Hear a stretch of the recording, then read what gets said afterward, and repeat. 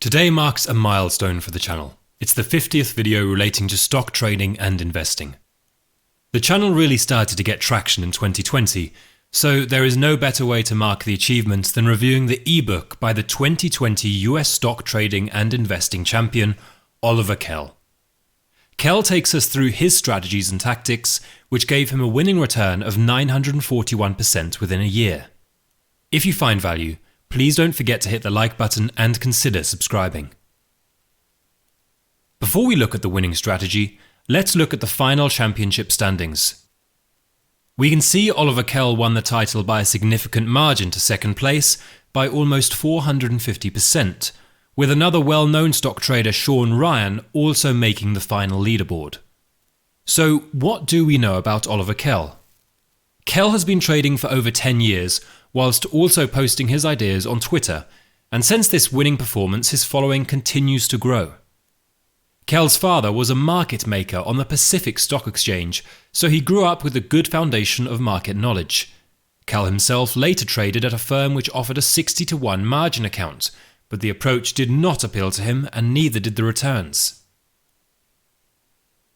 Despite tinkering in other ideas and extensive research of the markets, Kell could not nail down a strategy that suited him, and went on to say, "For all my studying, I still struggled to embrace the idea of controlled risk, a vital part of trading." Over time, Kell continued studying and applying strategies to the market, and with that, eventually came consistency and account growth. Kell attributes his success to the book Make Money in Stocks by William O'Neill. In fact, Kell says the methods from the book are at the root of his methodology, from which he later built his winning strategy. It's also a book we covered in a previous video. The former football quarterback clearly had a competitive persistence, and said that prior to perfecting his method, he did not make a profit for the first 6 years. Kell is also the founder of Kell Capital LLC, an investment management firm. Despite his stature, recent success and newfound notoriety, Kell says his approach is simple, easy to understand, and can be learned by anyone willing to put in the work. So let's take a look at the strategy. To get a feel for his approach, Kell says, "I consider myself to be an intermediate term trend follower and swing trader. I'm always looking for the strongest growth stocks with big earnings and sales growth." Not too dissimilar to my own strategy, Kell looks for breakouts from big basing patterns, and these trades tends to be held for longer periods. For his swing trades, he looks to buy pullbacks or shorter-term continuation patterns. He also focuses heavily on the moving averages to ride a trade to completion, including the 10 and 20 exponential moving averages for all time frames and the 50 and 200 simple moving averages from the daily charts. Kell combines multiple time frames, ranging from the 5-minute charts all the way up to the monthly charts. Let's pull all this together and look at some of his trades throughout the championship. The well-known company Tesla was one of Kell's top performers. Here he takes us through his thought process, and although he does not divulge the exact detail, he does offer guidance. This first Tesla chart is phase 1 of 3, and encompasses what Kell calls the fractal nature of price action. Point A is a blow-off exhaustion, which extended considerably away from the 10-day moving average and completed a topping pattern. Points B and C saw large selling candles through the 10 and 20 exponential moving averages. These confirmed price reversals from the prior blow-off extension. Point D saw support from the weekly time frame, which coincided with support from the 200-day simple moving average. This marks the potential for a trend change. Point E marks the first buying opportunity. Price broke through the 20-day EMA, confirming the reversal from point D. The next buying opportunity is seen at point F for what Kell calls an excellent risk-reward trade. Price is supported by the 20-week EMA, and a buy order could be placed with a stop loss just under the EMA. You either hit a trend or you exit for a small loss. Point G becomes the next focus point. The price is squeezed by the support of the 10 and 20 EMAs and the overhead resistance line. Kell points out how the chart structure also emulated the well-known cup and handle formation, a formation he often looks to trade. The pop above the resistance line, out of the handle, took Kell into phase 2. Here we see point G again, the same break of resistance out of the handle and the point at which Kell took his position. Kell also refers to this as the base and break. The stop is placed under the support of the 10 and 20-day moving averages. At this stage, there are similarities to the Darvas box method. Price once again consolidates before breaking out through the upper resistance line. At this point, you can add to the position and again move the stop loss from under the moving averages. Prices eventually extend too far from the 10-day EMA and reverses with volume. This confirms another blow-off exhaustion and again creates an inflection point which becomes the first point of resistance. As a short-term trader, Kell says this could be a selling point, but as a longer-term trader, merely an area to manage expectation and accept that a new period of consolidation is likely. Point K is an area where Kell gets excited. We see a break of the channel, which also coincides with a lateral consolidation area, another great time to take a position. Again, the moving averages are supporting the candle, which equally makes a great place to position a stop loss. Kell sold at point L, where he saw a considerable move away from the EMAs accompanied by large selling volume.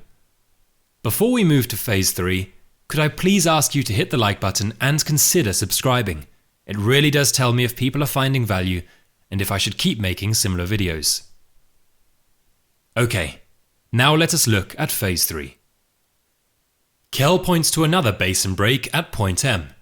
It made for a sensible trade, a break above a daily consolidation supported by the 10 and 20-day exponential moving averages, which provided the rationale for a sensible, tight stop loss. On this occasion, price failed to break above a previous resistance point, reversed and took the stop loss out. At this point, patience is the key. Kell waited for the price to get close to the resistance line and looked for price to break. Eventually, the line is broken with volume and a new position is entered. Point P is observed as a blow-off exhaustion, but Kell says the candle is too early from its breakout point, and on this occasion is not a reason to sell. Point Q shows resistance from the moving average and could be a good point to raise the stop loss or even add to the position. Point R sees another failed breakout, but a few days later the second attempt is successful. Point S is confirmed as a blow-off extension due to the distance it has extended from the 10-day EMA. This marks a good time to take profits. Point U confirms the end of the uptrend, identified by a large sell candle breaking and closing downwards through both the 10 and 20 EMAs. Another interesting trade Kell discusses is that of the company Trade Desk. We can see how the pandemic impacted the stock from March 2020. The price dropped, reversed, and pulled back, forming a double bottom. Price reversed once again and the 10-day EMA crossed back above the 20 EMA. We can see a 6-day consolidation, support of the 10-day EMA, and an eventual break above. This could have been a buy point. Next we see the completion of the cup and handle formation. Price consolidated in the handle and soon broke with a closing bullish candle, another great time to buy. Price continued its ascent, finding support from the 10-day EMA until finally price broke through, marking the ideal point to sell. When we talk about fractals, this chart shows numerous examples: reversals, double bottoms, consolidation breakouts, cup and handles, exhaustions, and so on. The more you study charts, the easier these patterns become apparent. The method I teach is based on the weekly time frame, and if we overlay the same stock with the weekly chart, we can still see the similar patterns, but with less noise. Here we see the cup and handle, the breakout of the handle, further consolidation followed by a breakout, and price exhaustion. Notice too how price is finding support at the 20-week moving average. Ultimately, the time frame is down to personal choice, and although Kell predominantly uses the daily chart, he does refer to the weekly and monthly time frames for a more holistic approach. In fact, Kell presents a monthly chart for the company Spotify Technology. He refers to the significance of the long monthly consolidation in price and subsequent breakout as a key moment to look for trades on the lower time frames. The company Peloton was another of Kell's trades, this time referring to the weekly chart. Again, he looked for periods of consolidation, followed by a break up through resistance. An exhaustion extension confirmed by the excessive distance from the 10 EMA and a pullback finding support from the 20 EMA. Kell suggests using the weekly charts to catch larger moves out of consolidation. Next, we look at portfolio sizing and margin. In terms of portfolio size, Kell refers to the quote from Stanley Druckenmiller, "Put all your eggs in one basket and then watch the basket very carefully." In general, Kell will hold between 8 and 12 positions in his basket, and if fully invested, his position size would be apportioned as follows. His two best trade ideas would each be allocated up to 35% of equity. His next two, up to 20% of equity each. The next 4 positions up to 12% each.